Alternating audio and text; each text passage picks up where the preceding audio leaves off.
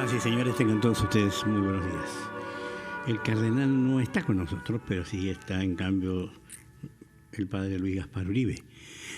¿Dónde está el cardenal, padre Gaspar? Buen día. Sí, buenos días, Miguel Humberto. Una alegría estar aquí en el radioprogramas. El cardenal Cipriani está en Estados Unidos, invitado por el obispo y la Hermandad del Señor de los Milagros en Los Ángeles para celebrar pues esta fiesta ya mundial del Señor de los Milagros.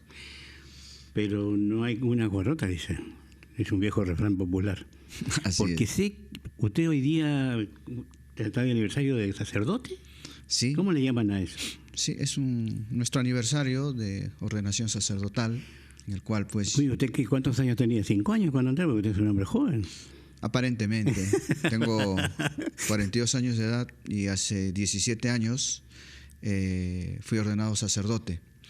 Para mí es una alegría y considero mi vocación como un don, porque es un regalo de Dios y un misterio, porque inmerecidamente el Señor nos llama, nos elige y nosotros libremente decidimos entregarnos a Él para servir a la Iglesia como ella quiere ser servida. ¿Le puedo preguntar algo más Por supuesto, allá? sí.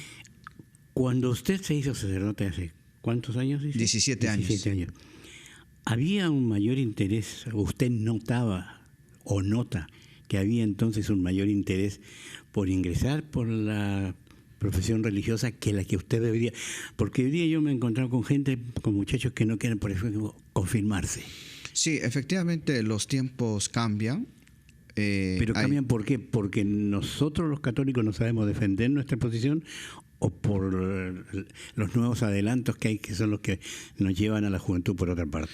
Este mundo globalizado a veces pues también lleva al hombre a excluir de su vida a Dios y no tener esa experiencia religiosa, no darle un espacio a Dios en sus vidas, y entonces va ocupando su corazón lo inmediato, lo material, lo terrenal, y como no oyes el llamado de Dios, pues a veces eso cuesta, ¿no? E incluso el apegamiento a las cosas materiales, habiendo oído el llamado de Dios, te cuesta renunciar a todo y seguir al Señor radicalmente, ¿no? Pero usted nota que hoy día es más menos dificultoso, por supuesto, hay que arar. O sea, esa lucha por las vocaciones hoy día tiene que multiplicarse en el campo de la religión católica. Bueno, prueba de ello es la escasez de vocaciones sacerdotales, no solo en Lima o en el Perú, en todo el mundo. Pero, sin embargo, hay lugares en los que, gracias a Dios, los jóvenes van respondiendo y esas vocaciones pues van perseverando. Y eso permite que en nuestro medio haya una gran cantidad de sacerdotes religiosos extranjeros. Esto también ha ido ¿Y eso se ve cambiando. también en otras partes? Bueno, en el Perú ya tenemos gran parte del clero autóctono, ¿no? Esto hace ya varias décadas atrás era al revés.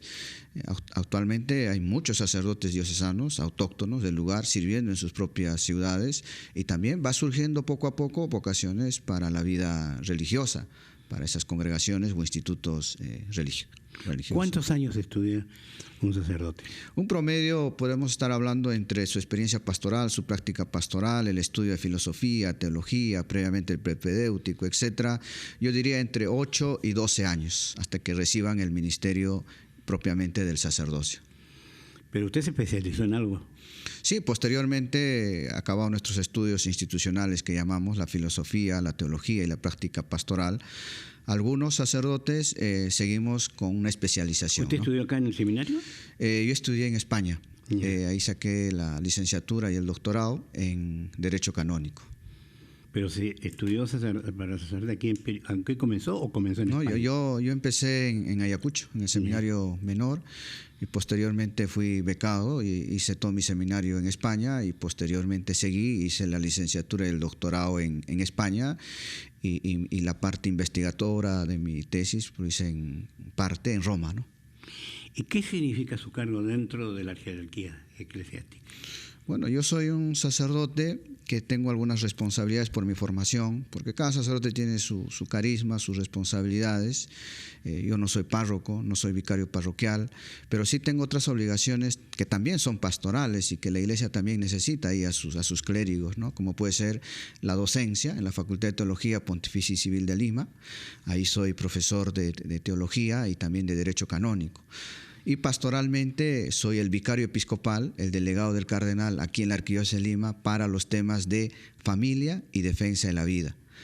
Y por otra parte, mi trabajo también es en el Tribunal Eclesiástico como juez, en el cual pues atendemos los casos de nulidades matrimoniales o conflictos que puede haber dentro de las causas penales, patrimoniales, etcétera, dentro de la Iglesia, ¿no?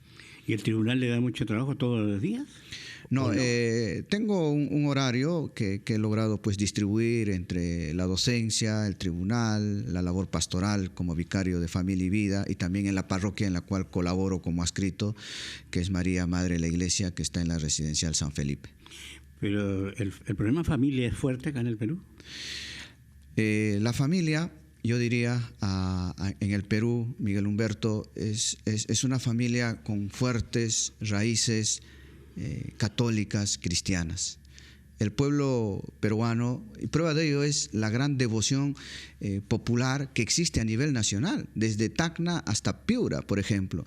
De Tacna, ahorita Tacna, Puno, se viene a la memoria, por ejemplo, nuestra Madre de la Candelaria, la devoción inmensa que hay. En el norte, el Cristo de Ayabaca, o en el centro, el Cristo de Muruay, pasando por el Señor de los Milagros aquí en Lima, o la Virgen del Chapi en Arequipa, o el Señor de los Temblores en el Cusco, ¿no? O sea, hay una devoción fuerte, y eso, quieras o no, también está en el corazón del pueblo y en el corazón de las familias peruanas. Entonces también existen valores fuertes en defensa de la vida, de la familia y también de la libertad religiosa.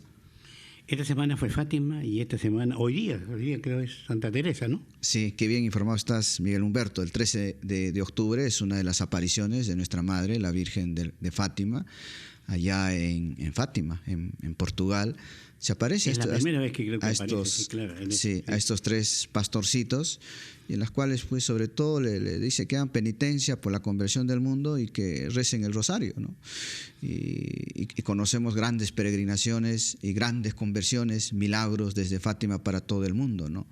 De hecho, por ejemplo, el Papa Juan Pablo II consideraba que la Madre de Fátima le salvó de morir en aquel atentado en la plaza del Vaticano que sufrió, ¿no?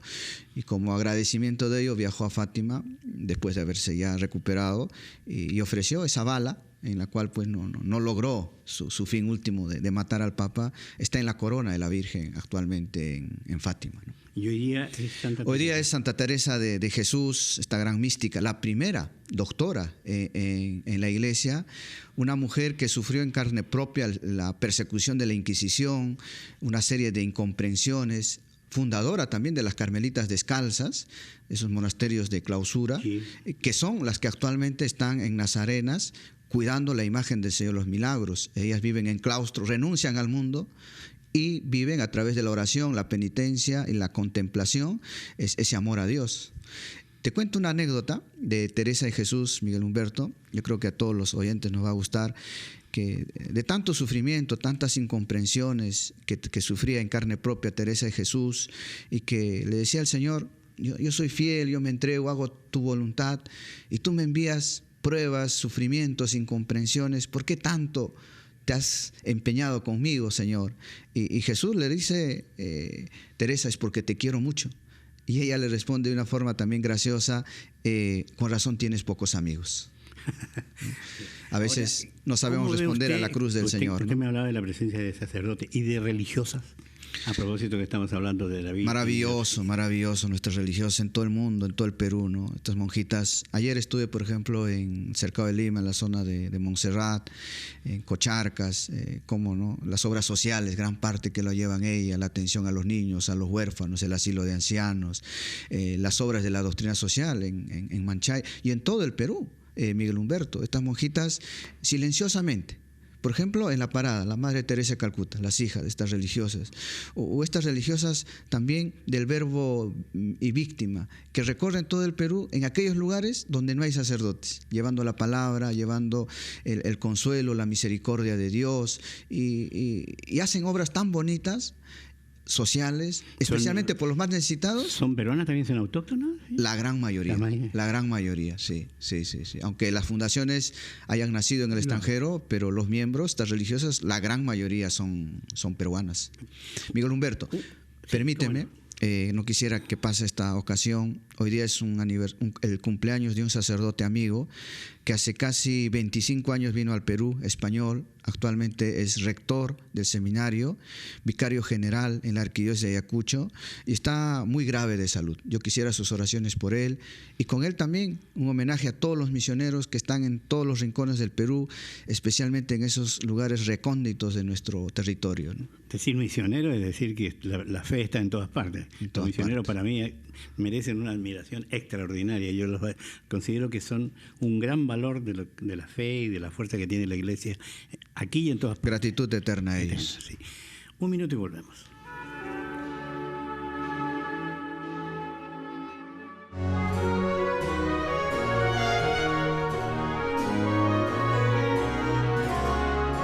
Como este tenemos muchos, nos han llegado. Cuéntanos tu milagro. El programa está recibiendo todos estos testimonios que sirven para afianzar mucho más la fe en el Cristo morado. ¿Monseñor va invitado por ellos a estar en Los Ángeles? Todos los años el señor cardenal recibe invitaciones de muchas partes del mundo. Y qué bonito, ¿no? Ver. ¿Cómo es más fácil África preguntar? ¿Dónde no se celebra o dónde se celebra? ¿Dónde no se celebra? De los milagros. Sí, ¿dónde no se celebra? ¿No? Y a veces, según su agenda y según también sus responsabilidades aquí en Lima o en el Vaticano, el señor arzobispo va haciendo estas visitas, ¿no? Y en esta ocasión pues está en Los Ángeles, Estados Unidos, invitado por el obispo del lugar y también por la hermandad de esa ciudad, celebrando esta fiesta especialmente con nuestros compatriotas allá en Norteamérica. Estas semanas ya le corresponde salir al Señor. Sí, la segunda salida de nuestro Señor de los Milagros, el Cristo de Pachacamilla, el martes 18 a las 6 de la mañana, e inmediatamente la Santa Misa ahí en la avenida Tacna, en el monasterio de las Nazarenas. Se celebrará la Santa Misa y empezará la procesión que retornará al día siguiente y tendrá su homenaje en Palacio de Gobierno, en el Arzobispo de Lima, en el convento de los franciscanos, en el Tribunal Constitucional, en el Congreso de la República, en los hospitales de Grau, y dormirá ese 18 en la parroquia Nuestra Señora de las Victorias, para que al día siguiente pues recorra ya la otra parte de la ciudad, llegando por ejemplo hasta el Hospital del Niño, que está en la avenida Brasil, y así recorrerá hasta retornar al Santuario del Señor de los Milagros. ¿Usted nota que también el Cristo de los Milagros no es capaz de reunir a los jóvenes? ¿O usted ve a través de la procesión que hay una gran presencia de jóvenes? No sé qué tiene el Señor de los Milagros, pero nos rompe todos los esquemas cada año, cada procesión. Sí, se ve jóvenes, se ve familias, se ve enfermos, se ve matrimonios jóvenes. ¿Pero no somos muy exigentes?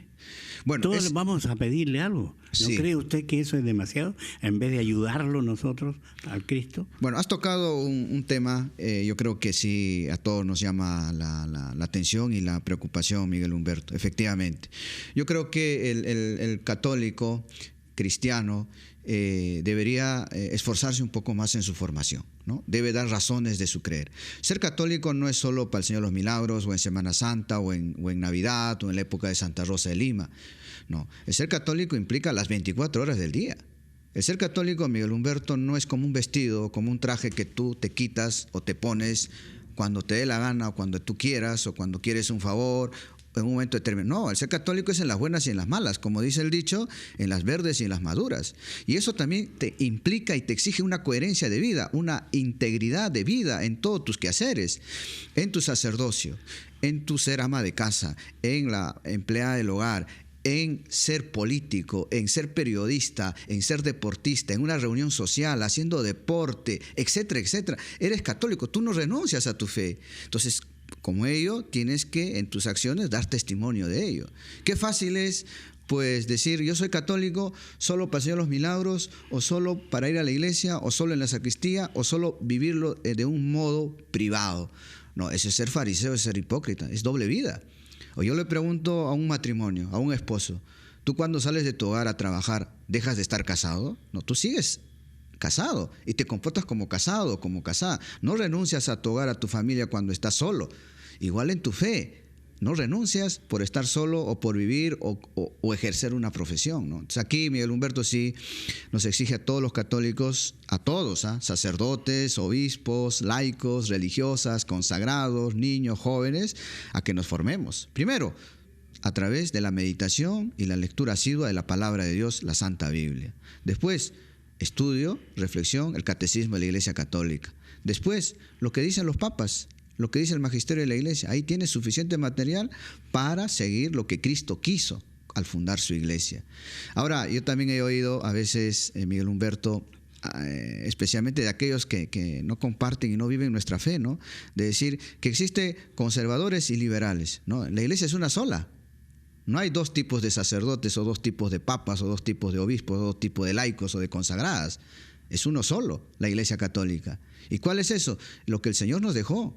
Su palabra, su testimonio, el ejemplo de los mártires, las enseñanzas de nuestros pastores. Sí, porque a mí me preocupa eso, que toda la gente que concurre a la procesión va a pedirle algo.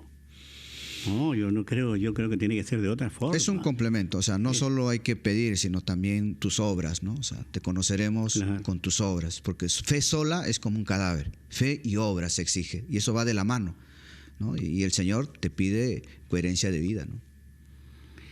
Ahora, ¿el Cristo es un santo solamente peruano o ya pasó los límites del Perú?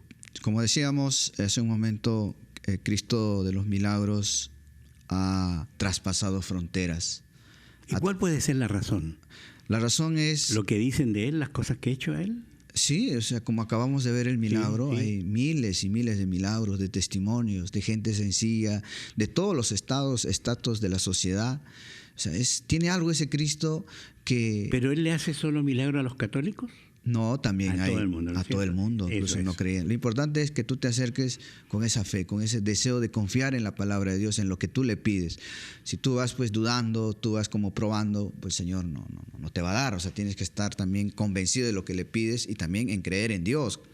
Hay países donde nunca se pensó que el Señor de los Milagros iba a llegar, y hoy día tiene devotos y salen en procesiones una vez al mes, del mes morado. En todos los continentes. Sí, en todos los continentes. En todos los continentes está presente el Señor de los Milagros, empezando pues en África, en Norteamérica, en Centroamérica, en toda Sudamérica, por supuesto, en Europa, ¿no? Está presente el Señor de los Milagros.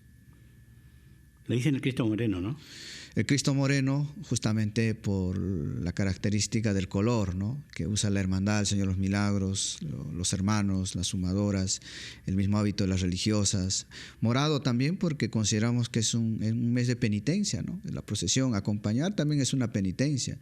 Y esa penitencia, ¿por qué nace su origen? Como ofrecer al Señor por nuestros pecados, por nuestras miserias, hacer una penitencia y que nos cuide. ¿Cómo nace la devoción? Por el tema de los temblores, ¿eh? O sea, pintaron estos esclavos africanos en esta pared, y primer terremoto y no le pasó nada a esta pintura. O sea, ahí nació y después otro terremoto y acudieron al Señor de los Milagros y hizo sus milagros, el Señor de los temblores.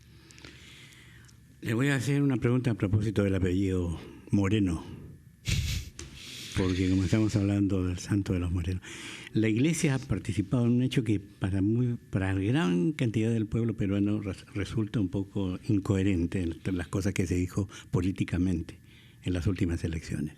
Aparece la Iglesia coludida en un hecho que no es muy claro. Bueno, Miguel Humberto, ¿cuál es la posición de la Iglesia, usted en su nombre, de leyes dentro de la Iglesia? Bueno, la Iglesia, especialmente la Arquidiócesis de Lima, ha sacado un comunicado hace un par de días atrás, concretamente el 10 de octubre, con respecto a este tema, ¿no?, dejando claro, primero, que efectivamente se firmó un convenio con el Seguro Integral de Salud, el SIS, en el mes de abril, con el presidente cuando era Humala. Posteriormente, este convenio marco general, se firmó un convenio específico en el mes de agosto con el actual gobierno, ¿no?, en el cual, pues por recomendación del doctor Carlos Moreno, el obispo auxiliar de Lima, Monseñor Raúl Chao, se suscribió un convenio específico con el SIS a través de la Clínica de Especialidades Médicas y Osteoporosis.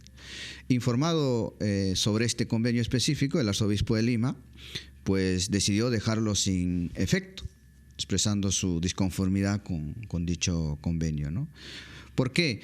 Porque este convenio pues no reunía los detalles específicos, o la Iglesia no estaba en condiciones de asumirlo, ¿no? Entonces, antes que se haga público todo este escándalo, ya el arzobispado de Lima había decidido que se rompa cualquier vínculo y que quede en nada, ¿no? O sea, nunca llegó a concretarse.